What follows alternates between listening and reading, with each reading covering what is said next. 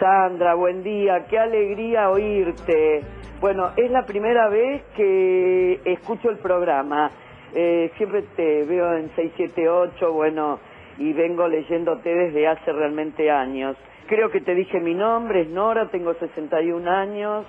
Bueno, realmente las personas que hablan en este momento de dictadura, de gobierno como una dictadura, o no tienen memoria o realmente están de acuerdo, viste, con lo que fue la dictadura cívico-militar religiosa. Hola, sí, un saludo para Sandra, equipo, soy Teodoro, el general Rodríguez. La Pantera Rosa se la puso Macera en una respuesta brutal que le dio a Videla cuando le requirió sobre las festicholas y la aplicación de bienes que hacía la Marina, y Macera le dijo que si tenía que pensar de qué lado estaba la dignidad nacional, por ahí cambiaba de bando. Y ahí fue cuando le puso díganle a la Pantera. De ahí surge el apodo. De otro terror del país como fue el almirante Macera. Gracias. Este es un mensaje para el programa de Sandra. Soy una vieja maestra que trabajó en una escuela sumamente pobre. Tan pobre que una vecina, doña Pepita Pérez, nos prestó durante un año el comedor de su casa para que funcionara primero superior. Este es un homenaje a Pepita y a sus hijos Coco, Quique, Pérez, que yo siempre digo, de madres como esas no podían salir hijos asesinos. Y estos criminales desgraciados los mataron. Lo mismo que a Georgina Cubas, esposa de uno de ellos. Homenaje a los chicos Pérez, que fueron alumnos míos, y a todos los chicos que se fueron en esa época. Buen día, Sandra. Te estoy escuchando y todavía me estremezco y se me humedece un poco los ojos, acordándome de esa época que vos también estás describiendo. Yo sentía lo mismo. Yo en esa época, en el 76, era miembro de comisión interna de Ford Motor y también estudiaba en la Universidad de Luján. Y me acuerdo que cuando teníamos reuniones de comisión interna con la empresa nos pedían que demos los nombres de los supuestos zurdos que estaban agitando a la gente para que después los despidieran y nunca más supiéramos de ellos. Me acuerdo que los que nos negamos en mayo del 76 nos echaron a todos. Gracias, gracias, gracias. Gracias por los mensajes de los oyentes. Ya miramos líneas que llegaron al 453-522-22. También recuerden que se pueden comunicar, interactuar a través de las redes sociales. En Twitter y Facebook estamos como Radio del Plata, sino en la página del programa Déjamelo Pensar. Allí, por ejemplo, Mercedes, que escribe: gracias, Sandra, siento que acabas de ser un poco mi voz y mi palabra. Viví en La Plata desde el 74 al 79 y tal vez no sea casualidad, yo estudiaba fonoaudiología, buscaba cómo darle voz a quien no la tenía y voz letras. Y también le vamos a mandar un saludo a los tacheros K de Radio Taxi Porteño, que están con Sandra, dicen, y el móvil número 847 te quiere mucho. Me encantan los taxistas nacionales y populares.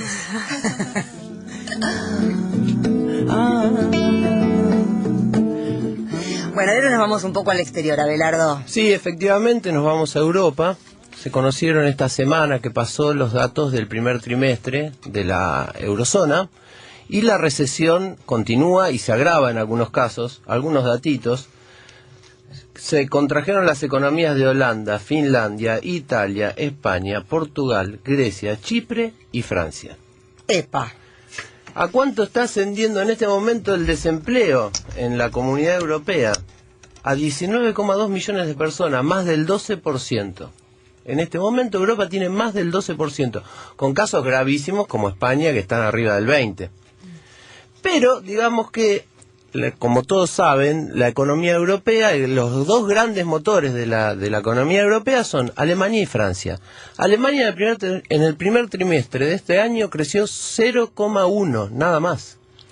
Y Francia, por tercer trimestre consecutivo, se redujo, con lo cual oficialmente se dice que entró en recesión. viene decayendo la economía hace 9 meses. Hay que recordar que hace un año más o menos que está en el gobierno. Exactamente, se cumplió un año del gobierno socialista que llegó con grandes expectativas de poder afrontar esta crisis sin realizar ajustes económicos.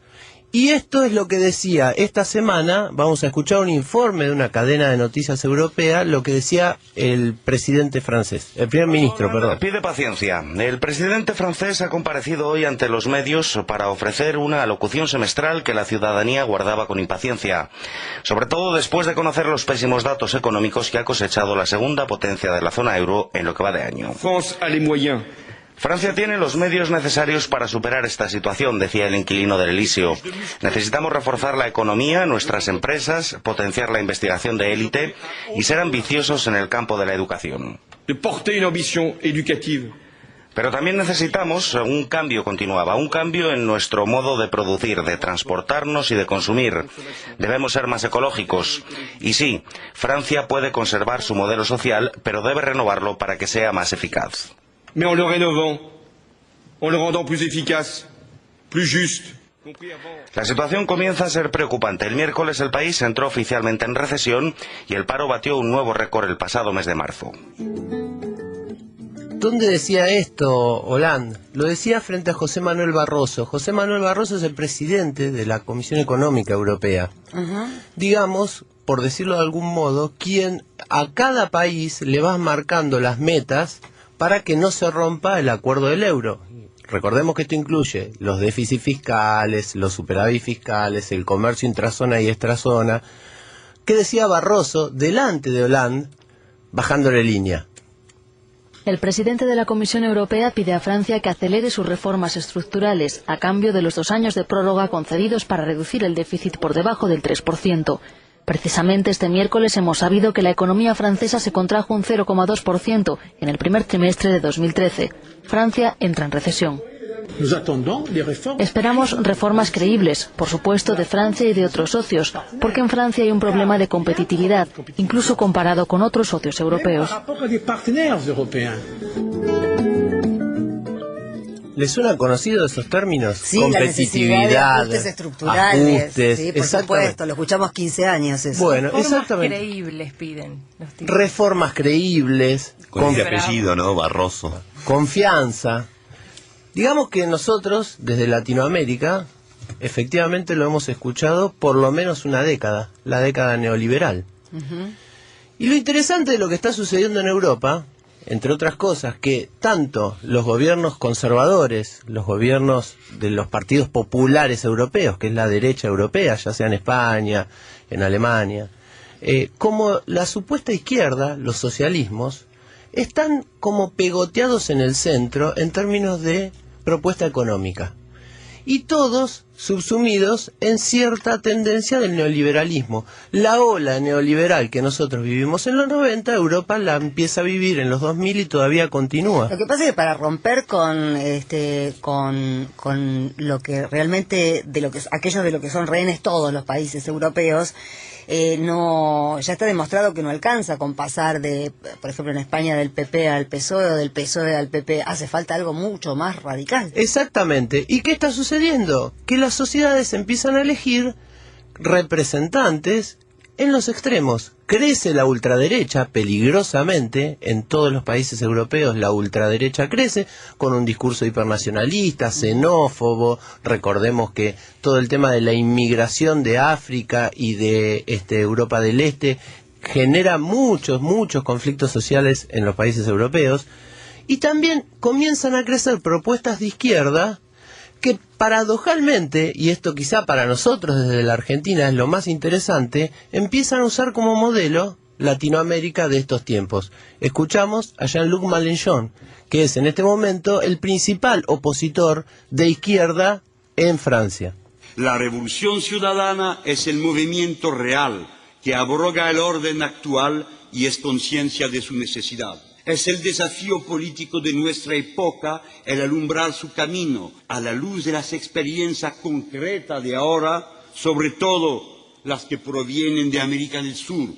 Concluiré así: el futuro no es lo que va a ocurrir, sino lo que vamos a hacer. Gracias.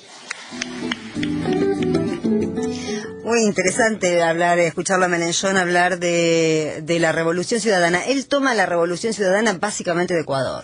De Ecuador y también algunos aspectos de Bolivia en cuanto a la emergencia de nuevos actores sociales. Sí. Ahora es realmente el primer líder europeo de relevancia, con bastante relevancia electoral, el primer líder de la izquierda europea. Bueno, en Francia también, en Grecia también ha sucedido, pero que empiezan a mirar los movimientos de América Latina con ojos bajados de la soberbia, ¿no? Porque durante muchas décadas la izquierda europea miró con soberbia, con una especie de antifaz un poco trucho lo que pasaba en América Latina, y ahora creo que la están poniendo en valor porque se dan cuenta de que más allá de los rasgos de cada país en particular de nuestra región, lo que sí está pasando y toda nuestra región tiene en común es que está llevando adelante programas económicos alternativos, que es lo que ellos no pueden hacer. Bueno, son los primeros europeos que no se espantan con la palabra populismo. Claro. ¿No? Y que a diferencia de como siempre fue entendida en Europa y también incluso acá en la Argentina, digamos, también es cierto, el populismo como algo execrable, que realmente no trae más que represión y autoritarismo, empiezan a revalorizar el populismo desde otro lugar, desde el que nosotros hoy por hoy en el proceso latinoamericano entendemos que son los gobiernos con una orientación popular. El otro día estaba leyendo cómo tergiversaron a Joseph Stiglitz, viste que dio una charla en el Foro de Columbia, que Clarín salió y La Nación salieron con cosas completamente fuera de contexto, y lo que Stiglitz de lo que había hablado fue de medios de comunicación. Esta semana hubo también muchas declaraciones relevantes de Lula en relación con los medios de comunicación. Estuvo en la Argentina inaugurando la universidad del Sindicato de los Encargados de Edificios, y fue un discurso lleno de contenido, de un contenido muy fuerte, porque vino a respaldar a la presidenta claramente, y a decir que a él le pasa exactamente lo mismo a él y a Dilma con los medios concentrados en Brasil, aunque en Brasil no existe el grado de concentración, un ejemplo como tenemos de Clarín aquí. En Brasil está como más diluido eso, pero de todas maneras los medios se concentran y mienten, y en realidad Stiglitz lo que decía, que lo pudimos leer después, a mí me habían llamado la atención un par de conceptos que dio, pero uno de ellos era que, en relación a los medios concentrados, que decía que lo que están provocando en las democracias contemporáneas, los medios concentrados, que repetimos, es un fenómeno nuevo, no se puede hablar de estos medios concentrados con los mismos conceptos que hablábamos de la libertad de expresión en el siglo XIX o a principios del siglo XX, porque se trata de modos de producción completamente novedosos desde la globalización del capital, precisamente en la década de los 70-80. Lo que decía Stiglitz es que una de las cosas que provocan los medios concentrados es desigualdad política. Claro. Y yo pensaba, juntándolo con lo que decías, Abelardo, que cuando leía ese concepto de desigualdad política de Stiglitz, es que precisamente se le llama populismo a esa forma de gobierno que puede ser tan distinta como el gobierno argentino y el gobierno venezolano, o el gobierno boliviano, o el gobierno ecuatoriano, o el gobierno brasileño, que son completamente distintos, pero que sí tienen en común la ampliación de derechos. Entonces, obviamente, quienes han reservado para sí más derechos políticos que otros sectores, políticos, económicos, social, los derechos políticos son la base de todos los demás, porque realmente yo creo que son en un sentido amplio de la política, no es sí, el voto, el voto vale lo mismo, claro. El cuerpo es político, los cuerpos son políticos, ¿no? Y creo que algunos cuerpos, y por eso algunas muertes significan para una sociedad más que otras, y eso lo vemos en todo, digamos. Cuando yo hacía política internacional en página 12, eso es grafiquísimo lo que uno ve en esa sección, porque para compensar un muerto norteamericano en algún lugar del mundo tenés que tener otro cable que te diga que se murieron 50 en África, porque la vida no vale lo mismo en todo el mundo y la vida no vale lo mismo en cada sociedad. Esa es la igualdad política de los cuerpos y de las personas y de los pensamientos. Y bueno, y estas son todas formas de impugnarlo. Pero bueno, vamos a ver para qué lado va Francia entonces. Vamos a ver si efectivamente le hace caso a Barroso el gobierno francés y es serio y hace ajustes, o le hace caso a la gente que está pidiendo otra